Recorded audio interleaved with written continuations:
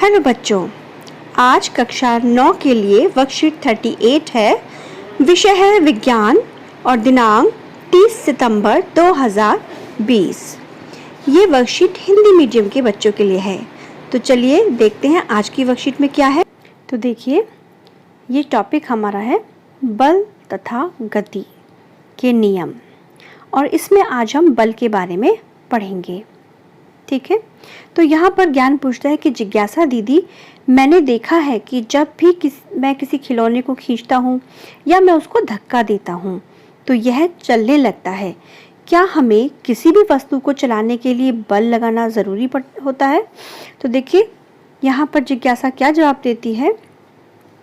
जिज्ञासा बताती है कि हाँ ज्ञान, बल्कि किसी भी वस्तु को चलाने के लिए, उसे रोकने के लिए, गति की दिशा या उसका आकार बदलने के लिए हमें बल की आवश्यकता पड़ती है। जैसे किसी रबर बैंड को खींचना, ट्रॉली को धकेलना, चलती हुई कार में ब्रेक लगाकर उसे रोकना या आटा गूंथना। ये सभी क्या है? ये सभी बल के उदाहरण हैं कि कहाँ कहाँ हम बल लगाते हैं और उससे उसका क्या प्रभाव पड़ता है। लेकिन कई बार वस्तु पर बहुत बल लगाने पर भी उसमें कोई गति नहीं होती। तो ऐसा क्यों होता है कि किसी वस्तु पर हमने थोड़ा सा ही बल लगाया लेकिन गति हो गई, लेकिन किसी किसी वस्तु पे बहुत ज़्यादा भी बल लगाने पर वो नहीं चल रही? तो ऐसा क्यों होता है? यदि दो व्यक्ति एक भारी मेज़ या पिंड को विपरीत दिशा से धक्का दे रहे हैं, जैसे कि आप चित्र में देख सकते हैं कि यहाँ पर दो व्यक्ति हैं और दोनों ही अलग अलग दिशाओं में एक दूसरे की तरफ धक्का दे रहे हैं। वो एक दिशा में धक्का नहीं दे रहे, यानी एक तरफ से धक्का नहीं लगा रहे।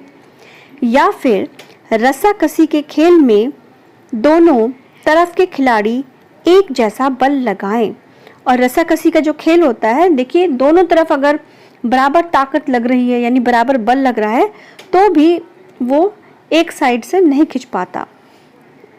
मेज या रस्सी बिल्कुल नहीं हिलती।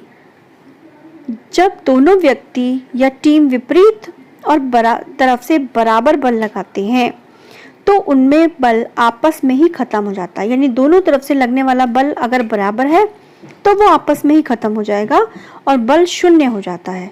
ठीक है, तो जो बल काम करना चाहिए, जो बल उस वस्तु की जो है गति में परिवर्तन करता है या उसको गति देता है, जब वो बल ही शून्य हो जाएगा तो क्या होगा कि ऐसे बलों को संतुलित बल कहते हैं और इसी वजह से वस्तु में गति नहीं होती।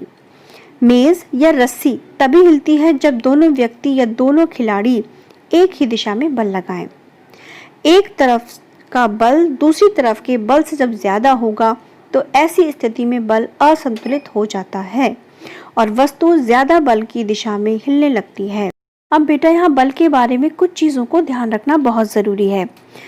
जैसे कि कोई भी बल अकेला नहीं होता, वो हमेशा कैसे होते हैं? वो जोड़े में होते हैं। और ये दोनों बल हमेशा किस दिशा में होते हैं? विपरीत, यानी एक दूसरे के विपरीत दिशा में कार्य करते हैं। जब भी दोनों में से एक बल दूसरे से ज़्यादा होता है तभी वह गति करता है। ठीक है, और अगर ज़्यादा नहीं होगा, बराबर होगा, तो क्या होगा? वो गति करेगा ही नहीं। दूसरा पॉइंट जो हमें याद रखना है वो है कि घर्षण बल गति की विपरीत दिशा में लगता है। घर्षण बल क्या होता है?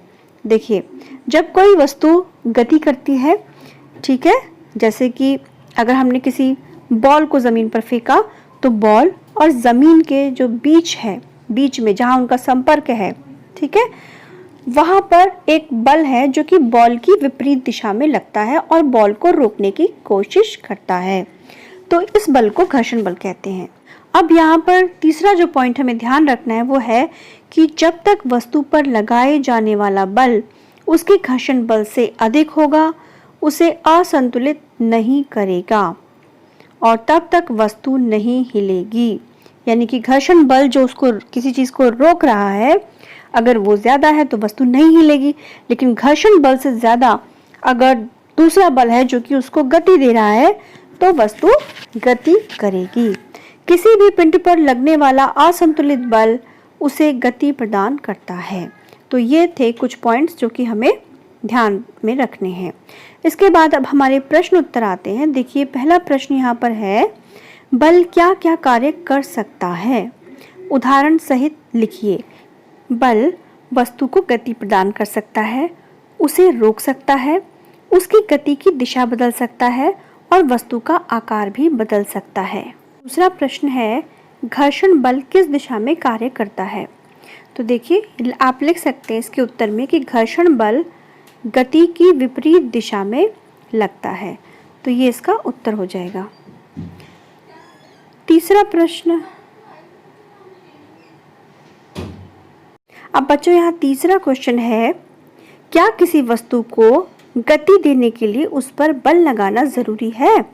इसे सोचकर अपने विचारों में लिखना है। तो देखिए आप क्या लिख सकते हैं, हाँ, वस्तु को गति प्रदान करने के लिए उस पर बल लगाना बहुत ज़रूरी है, क्योंकि यदि दिया गया बल उस वस्तु पर लगने वाले घर्षण बल से अधिक होता है तो वह चलने लगती है। अब फोर्थ क्वेश्चन है, फर्श पर लुढ़काई गई एक गेंद और कारपेट यानी कि गलीचा, उस पर लुढ़काई गई एक गेंद में कौन सी गेंद पहले रुकेगी और क्यों?